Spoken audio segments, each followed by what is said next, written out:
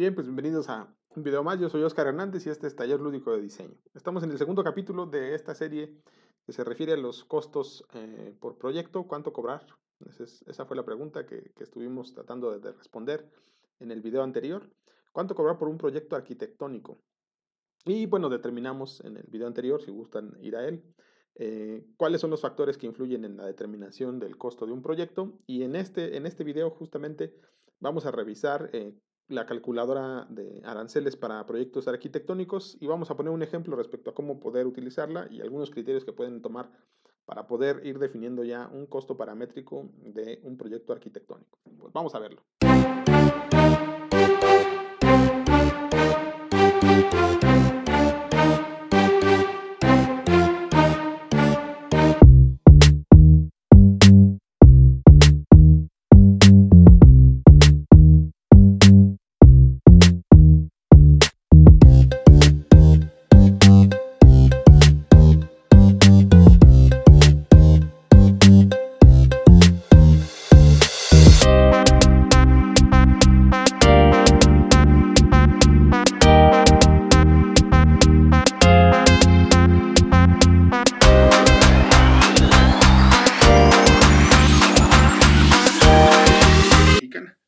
Aquí tenemos una página que es bastante útil, sobre todo para calcular ciertos costos paramétricos, es decir, que nos den una idea de cuánto puede costar un proyecto. Esta calculadora, lo primero que tengo que hacer es determinar el tipo de proyecto, y es aquí lo interesante. Porque del tipo de proyecto, entonces los aranceles se modifican.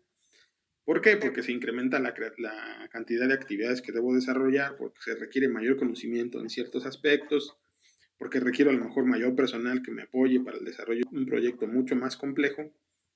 Entonces es importante saber el tipo de proyecto. Lo segundo que me piden y por qué es que la mayoría de las personas consideran útil esto y por qué se van con lo de los metros cuadrados es porque sí, el segundo parámetro importante para determinar el costo del desarrollo de un proyecto son los metros cuadrados del proyecto. Entonces sí tiene que ver con eso, pero no es el todo del proyecto. Lo otro que me piden saber, bueno, cuál es el tipo de construcción. Y ahorita vamos a analizar cuáles son las opciones que me dan, ¿no?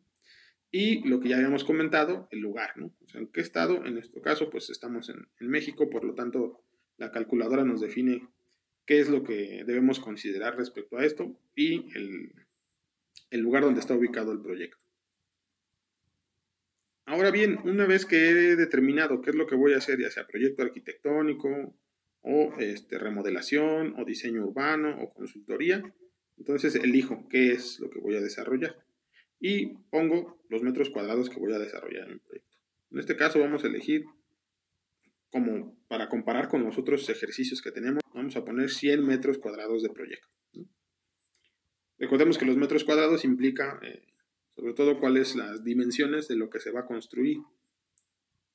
Es decir, el área de la que se constituye un proyecto, incluyendo las diferentes plantas.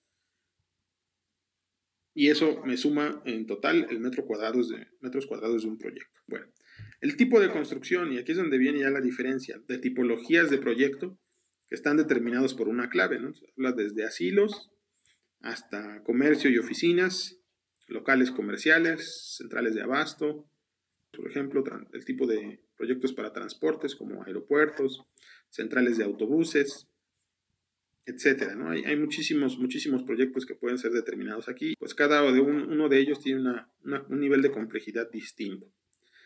Entonces vamos a buscar, para poder comparar, como ya lo dijimos, con los otros proyectos que vamos a trabajar en el siguiente video, proyectos que sean similares, ¿no? Entonces vamos a irnos a los proyectos que tienen relación con los que vamos a comparar.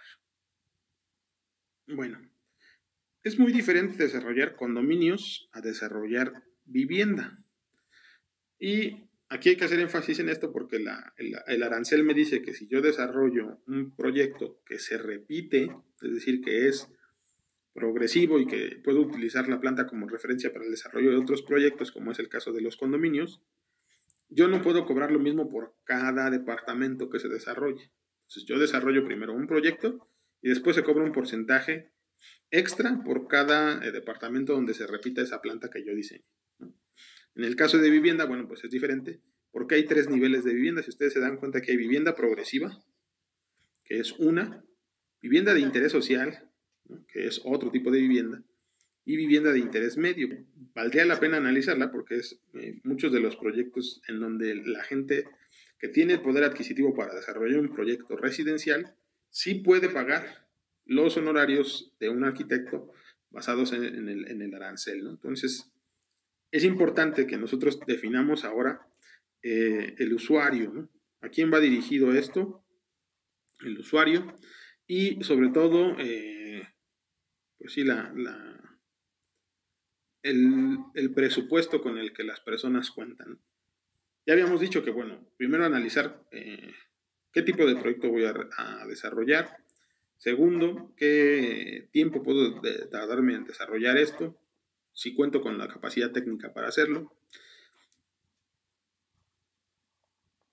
Si voy a subcontratar a alguien para que me ayude a desarrollar un proyecto.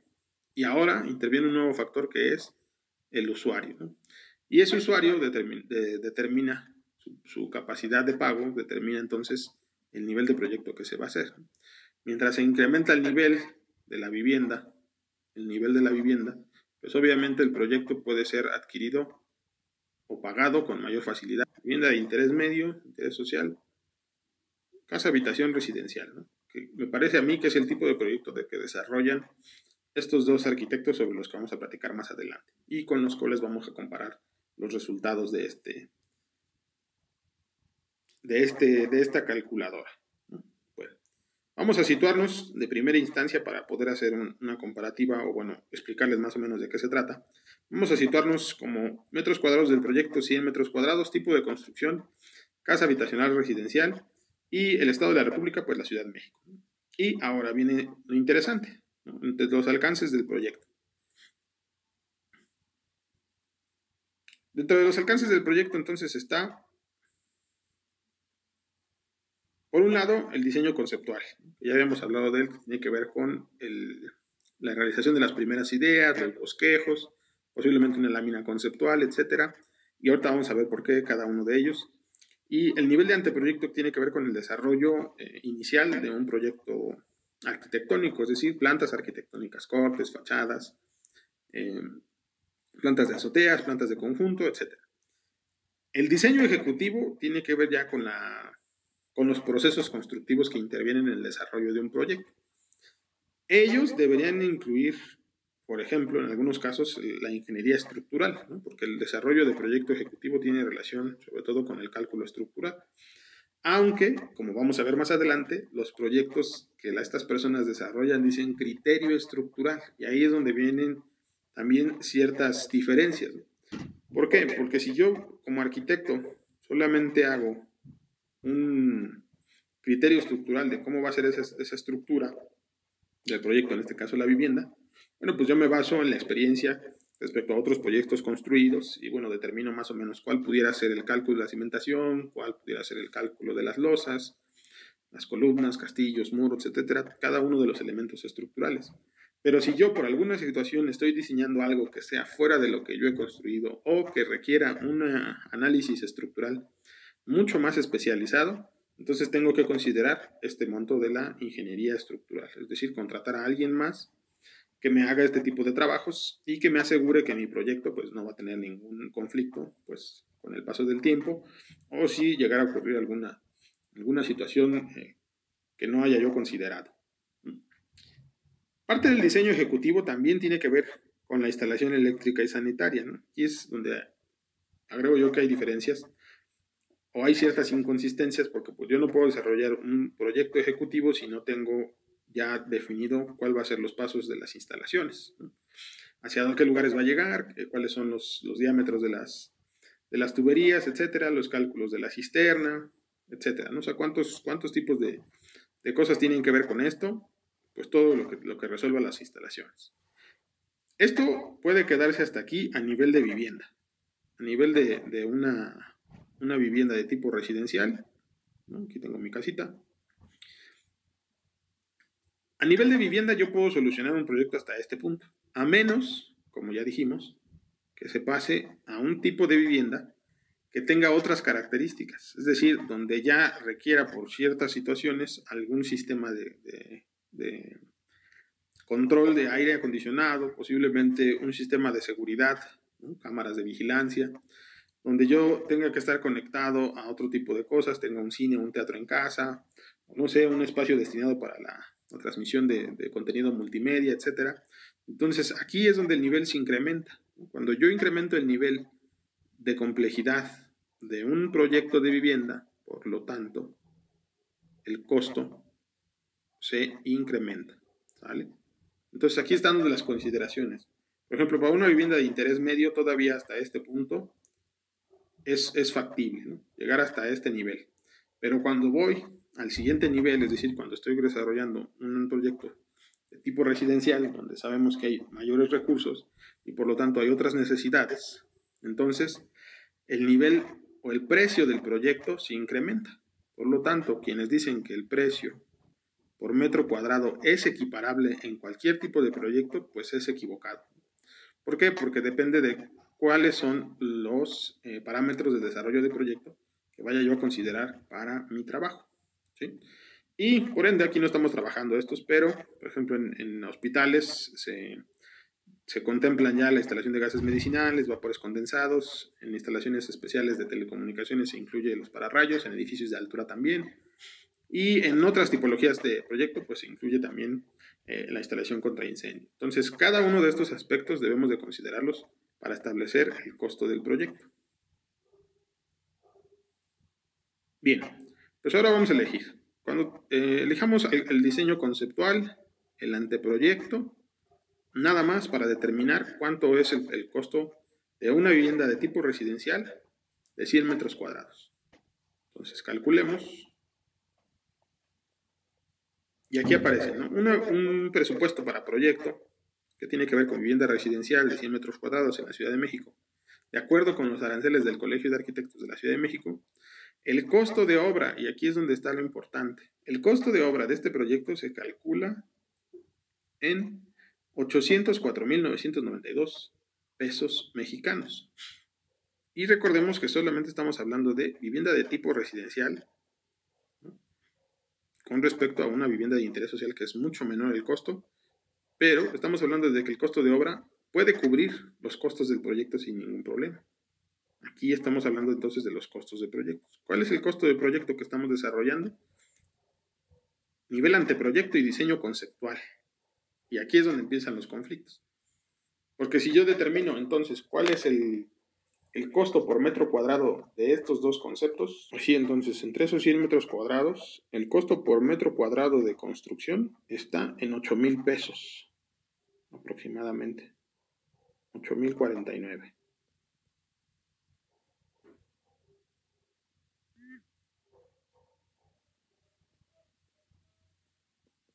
Lo que estamos cobrando aquí es el diseño conceptual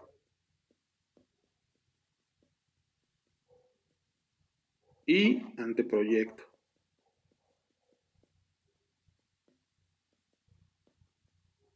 Esos son los únicos grupos. Por lo tanto, puedo determinar que cada metro cuadrado de estos dos rubros únicamente estaría en alrededor de 262 pesos. Ese sería el costo por metro cuadrado de diseño conceptual y diseño arquitectónico. Bueno, anteproyecto, ¿no?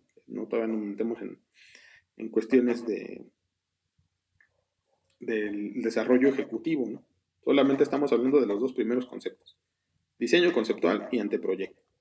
¿Qué incluyen? Bueno, eso es lo que vamos a ver. ¿Qué incluyen cada uno de estos? Ahora, aquí se diferencia mucho, porque por ahí alguien en una respuesta a mi alumno le decía, bueno, yo cobro por metro cuadrado 45 pesos, ¿no? Eso era lo que él decía, 45 pesos. Sin embargo, podemos apreciar aquí que, bueno, qué tipo de proyecto es el que voy a desarrollar, dónde está ubicado ese proyecto, ¿no? Y cuáles son los alcances del desarrollo del proyecto que voy a tener. Voy a entonces poder manifestar cuánto es lo que puedo cobrar. Si me voy por esto, Entonces es obvio que si estoy desarrollando un proyecto de estas características, no voy a cubrir mis honorarios, es decir, el costo mínimo por mis servicios, porque entonces estoy prácticamente regalando mi trabajo, ¿no? No estoy cobrando realmente lo justo. Sin embargo, bueno, hay muchos factores que intervienen para el desarrollo de este proyecto, que vamos a ver más adelante. Y bueno, vamos a analizar entonces qué es lo que incluye el, el alcance del proyecto que estábamos diciendo. Recordemos que el diseño conceptual incluye las siguientes cosas.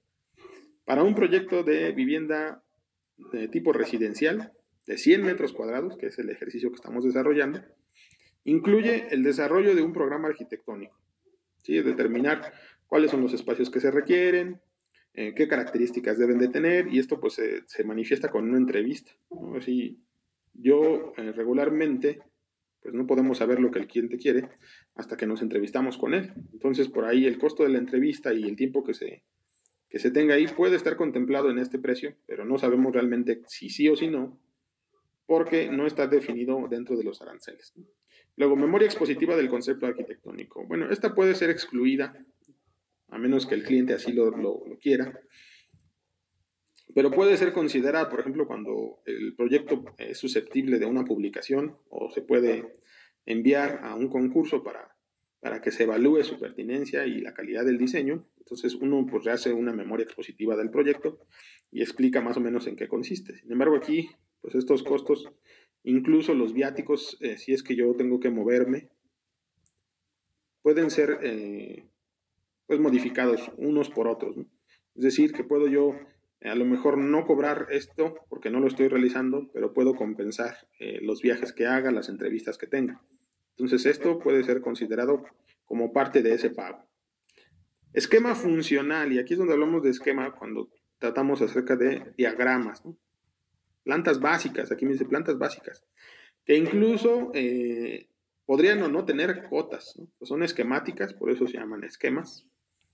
¿Por qué les digo esto? Porque en algún momento, así como experiencia personal, alguien me pidió un proyecto y pues yo lo entregué con cotas y demás, y entonces cuando yo entregué este esquema funcional, más o menos con la planta resuelta, pues esta persona no volvió a llamarme porque pues prácticamente estaba resuelto el proyecto, ¿no? Entonces una recomendación aquí, cuando presenten esquemas funcionales, presenten nada más las plantas sin cotas y con una referencia para saber cuántos metros tiene a través de una escala gráfica, ¿no? Lo que se puede presentar aquí es una escala gráfica que le permita saber a ustedes cuando estén explicando el proyecto cuánto es lo que tiene este proyecto en términos de metros, ¿no? Recuerden, la escala gráfica es así lineal y me permite saber cuánto es un metro, dos, cinco, etcétera, para poder determinar medidas. Una imagen conceptual.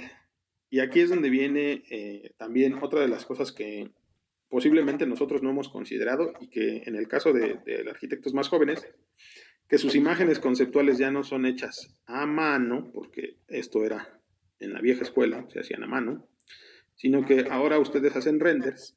Debo de considerar nuevamente si el precio que estoy cobrando por una imagen conceptual, es decir, un render, porque aquí habla de plural, perspectivas, varias imágenes, es realmente algo que cubre los gastos por el desarrollo de ese concepto. Nuevamente, recordemos que aquí tenemos memoria expositiva y programa arquitectónico, que a lo mejor no me llevo todo este monto, pero posiblemente pueda compensarse estos tres rubros para el pago de las imágenes. Si esto no cubre el gasto, y eso es lo que vamos a ver después en otros videos, si yo no alcanzo a cubrir el gasto de lo que estoy desarrollando con mi presupuesto, entonces tengo que hacer un análisis detallado de cuánto cuesta realmente si es que estoy yo haciendo un render, ¿no? Una imagen tridimensional. Estoy ocupando ciertos programas y por lo tanto requiere un trabajo distinto, no digamos cuál sea mejor o peor, sino un trabajo distinto que implica un mayor costo. Y entonces aquí es donde hay una variación. Recordemos que el costo aquí nos habría salido por metro cuadrado en alrededor de 262 pesos. Y estoy hablando solamente de los alcances del diseño conceptual, ¿no? 202 pesos por metro cuadrado de diseño, que incluye el diseño conceptual y el anteproyecto. Entonces, si ustedes se dan cuenta que hay un rubro, que es las perspectivas, que son realmente las que venden, que son un aspecto muy importante, porque ayuda al usuario final a tener una idea, o a nuestro cliente a tener una idea adecuada de cuánto es lo que puede realmente alcanzar con su proyecto, cómo es que va a quedar ese proyecto, ¿no? Ojo aquí, ¿no? Recordemos que hay cosas que se pueden compensar unas con otras. Un estimado del costo de la obra. De hecho, ya la calculadora ya nos dio un costo de alrededor de 800,000 pesos. No sé si lo recuerdan, aprox. Aquí yo le estoy diciendo al cliente, tu obra puede costar alrededor de 800,000 pesos. Más, menos, ¿sí? Porque recordemos que son costos paramétricos. Yo ya estoy haciendo un estimado de la obra por medio de la calculadora. Por lo tanto, este costo puedo nuevamente ocuparlo para pagar, ya dijimos, los trabajos que se consideran como extraordinarios o que no están contemplados o descritos dentro de este parámetro. Dictamen de uso de suelo, y aquí es lo importante. Si yo no voy a hacer un dictamen,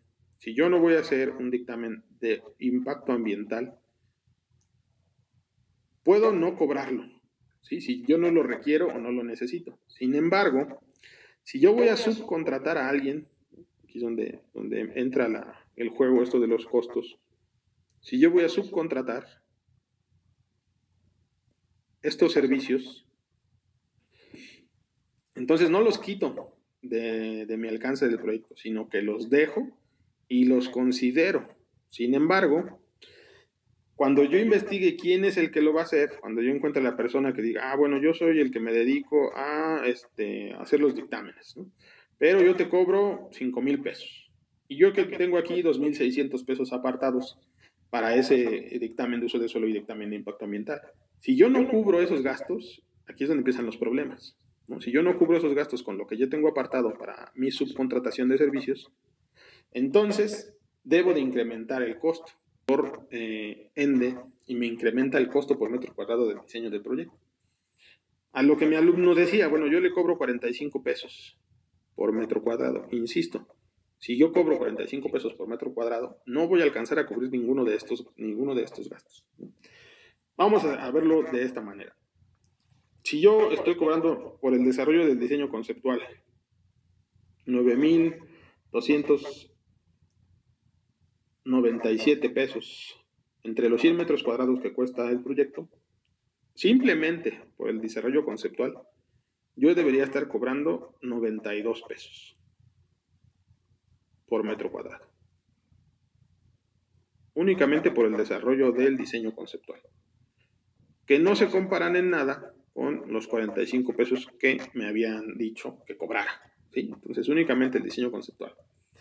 Aquí, bueno, pues intervienen muchas cosas, ¿no? Intervienen la experiencia que yo tenga, la capacidad técnica para el desarrollo de un proyecto, etcétera, ¿no? O sea, hay muchos factores que me determinan qué es lo que yo voy a cobrar. Pero tengamos cuidado, porque se tiene que hacer un análisis detallado de esto. La calculadora me ayuda a determinar un precio paramétrico, ¿no? Pero nosotros tenemos que desarrollar un precio que sea ya analizado, un precio que sea nuestro, que no sea solamente lo que me dijeron algunas personas, ¿no? Entonces, cuidado con esto, porque no todos los proyectos se resuelven de la misma manera. Tengamos cuidado con hacer esas cosas y no dejarnos llevar por lo que otros nos dicen, ¿sale? Entonces vamos a analizar ahora los alcances del anteproyecto. Ya explicamos más o menos a qué se refiere el diseño conceptual y vamos ahora a revisar el anteproyecto. El anteproyecto incluye, de acuerdo a la calculadora de aranceles, un desarrollo de una memoria descriptiva del proyecto. Aquí recordemos que hay una memoria expositiva y aquí hay una memoria descriptiva. ¿Cuál es la diferencia entre una y otra? Bueno, pues esta me dice más o menos en qué consiste, cuántos metros cuadrados, cuántos espacios tiene, etcétera, ¿no? Pero ya en la memoria descriptiva, pues seguramente me darán más datos respecto a con qué materiales está elaborada, con qué consiste la estructura, cuáles son las consideraciones técnicas para las instalaciones, etcétera, ¿no? Porque yo voy anticipando ya cómo voy a desarrollar mi proyecto. Ya no es un esquema funcional, o en este caso, sino son ya de manera formal plantas, cortes y fachadas a escala. Estos sí ya incluyen medidas, ¿no? Hace rato les mencionaba que no vamos a entregar un proyecto que no tenga medidas y estoy solo trabajando el nivel del diseño conceptual. Pero ya en este caso, cuando estoy a nivel anteproyecto, pues sí, ya tengo que entregar plantas acotadas, ¿no? Apuntes en perspectiva. A lo mejor aquí entregué, no sé, una imagen generada en SketchUp, una idea muy, muy general, pero aquí ya estoy, no sé, utilizando otros tipos de software y motores de render que pues hagan una perspectiva o un render de mayor calidad, ¿vale? Entonces aquí ya hablamos de renders. Ojo aquí. Si yo, recordemos que anteriormente habíamos dicho que a lo mejor algunos de estos conceptos no iban a estar incluidos en el desarrollo del proyecto, pero me iban a ayudar a compensar esto. Esto nuevamente se equipara acá, ¿no? A lo mejor yo no lo consideré acá, en el pago dentro del diseño conceptual, mis renders, pero sí puedo compensar ese pago cuando llegue a la etapa de el desarrollo del anteproyecto. ¿Por qué? Porque estos conceptos no sé cuánto realmente me vaya a llevar en hacerlo, o si tenga que subcontratar a alguien por cuestiones de tiempo. O en todo caso, ya voy a hacer un modelo BIM, ¿no? Que no tiene nada que ver con los renders, sino más bien modelado de información para la construcción. En ese sentido, puede ser que el valor se incremente. Entonces, como habíamos dicho acá, los 45 pesos que me había dicho felizmente mi amigo, ya no son útiles. ¿Por qué? Porque ya no me cubren los gastos que tengo que hacer para desarrollar todo este proyecto. Recordemos que estamos hablando de un proyecto a nivel residencial. No es una vivienda progresiva, no es una vivienda de interés social, es un proyecto de vivienda residencial. ¿Ok? ¿Qué más tengo que entregar? Bueno, lo que ya les dije, criterio estructural, más o menos ubicación de elementos estructurales, planta de cimentación, algún esquema de las columnas, castillos, traves, losas, etcétera. Criterios de instalaciones, aquí me dice que a nivel anteproyecto yo tengo este criterio de instalaciones que regularmente es con lo que los maestros trabajan, si es una vivienda de interés social o una vivienda progresiva, pero que a nivel residencial, ojo aquí, a nivel residencial estos adquieren un nivel de importancia, porque ya no son las mismas instalaciones, recordemos que son instalaciones a lo mejor especiales, que hay equipos importantes que hay que conectar, que hay que calcular, entonces criterios de instalaciones aquí puede ser que se quede bajito, es decir, que no tenga el alcance requerido. Entonces, tengamos cuidado con esto y magnificar especificaciones generales, ¿no? Si estoy diseñando algún barandal con cristal templado, si estoy diseñando un pórtico o un volado bastante extremo, bueno, pues tengo que decir más o menos qué se va a llevar ahí a cabo y hacer sobre todo algunos detalles, ¿no? Aquí puedo comenzar con el trabajo de detalles específicos, algunos, no todos, ¿no? Y nuevamente aquí ya viene un estimado de costo a nivel de partidas. Y aquí hay otra diferencia, ¿no? Aquí ya decíamos que era un nivel estimado de costo de la obra en el diseño conceptual, y lo cual nos dio un aproximado de 800,000 pesos, más o menos, ¿no? Mexicanos. Aquí ya no es un análisis de un estimado, sino es más bien un presupuesto, precios unitarios, un análisis de precios. Nuevamente, si nosotros no tenemos la capacidad técnica para desarrollar un presupuesto detallado, entonces vamos a tener que subcontratar a alguien. Subcontrato. Y entonces, nuevamente tengo que valorar si la persona que me dice, yo te hago el presupuesto, pero yo no te cobro 2,000 pesos, yo te cobro 5,000, 7,000 pesos por hacer un proyecto de nivel residencial. Recordemos que es otro tipo de proyecto. Entonces, pues no me voy a alcanzar a cubrir el costo de ese proyecto con esto que me describe el arancel. Entonces, tengamos cuidado con esto. Por lo tanto, esos 45 pesos que me habían dicho, aquí podemos comprobar que son insuficientes, ¿no? Son insuficientes. No hay nada que me permita desarrollar un proyecto a nivel residencial con estos 45 pesos. Entonces tengamos mucho cuidado, ¿no? Y bueno, pues aquí si es que no lo exigen, dependiendo del lugar donde esté construyendo, puedo o no saber si este dictamen es adecuado. Recordemos que estos costos pues son aproximados y realmente no ofrecen una guía adecuada. Debo revisarlos, debo saber qué cosas son las que voy a considerar y qué no, y sobre todo qué otras cosas voy a tener que subcontratar, porque puede ser que no sepa yo hacer ese tipo de desarrollo de proyecto, o ese presupuesto, o ese análisis estructural, puede ser también, o las instalaciones, etcétera, y yo tenga que subcontratar a alguien más. Entonces debo de apartar ese dinero para poder subcontratar a otros. Hasta aquí entonces, este costo del proyecto de diseño conceptual y anteproyecto está justificado. Y está justificado, ¿por qué? Porque necesito subcontratar a alguien más en determinados casos. y necesito desarrollar otro tipo de proyectos que implican un precio mucho más elevado del que me habían comentado. Entonces, hasta este punto nos podemos dar cuenta que los precios que me dan o que me dicen, tú puedes cobrar esto, realmente no alcanzan a cubrir los gastos. Que muchas personas lo hagan no implica que yo también tenga que seguir a la mayoría. Lo ideal, como hemos dicho hasta el momento, es desarrollar un análisis de estos costos bajo mi propio criterio, es decir, bajo las cosas y necesidades que mi empresa tenga. Una vez que hemos revisado cómo funciona la calculadora de aranceles, lo que podemos hacer es una serie de ejercicios donde yo pues seleccione cada una de los alcances que puedo yo obtener con cada uno de los proyectos, y eso me va a ir mostrando más o menos cuánto puedo cobrar por el desarrollo de un proyecto de estas características.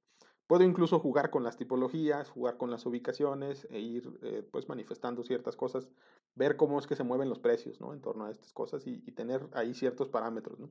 Recuerden que no todo es, en este sentido, no todo es literal, no todo debe interpretarse como está en la calculadora, simplemente es una guía para que yo pueda tomar decisiones. Y bueno, hasta el momento pues sería prácticamente todo. Bueno, lo que voy a mostrarles en el siguiente video es cómo hacer una comparación entre diferentes despachos que funcionan más o menos en el desarrollo de proyectos de vivienda. Uno está ubicado en Guadalajara, otro está ubicado en Querétaro, y vamos a compararlo con uno que esté aquí en la Ciudad de México y para analizar cuál es la estructura de cada uno. Recordemos que los factores que determinan los precios pues los podemos ver en el video, en el capítulo 1 de esta serie, y para poderlos tener en consideración para nuestro siguiente video. Nos vemos en el siguiente video. Que estén muy bien.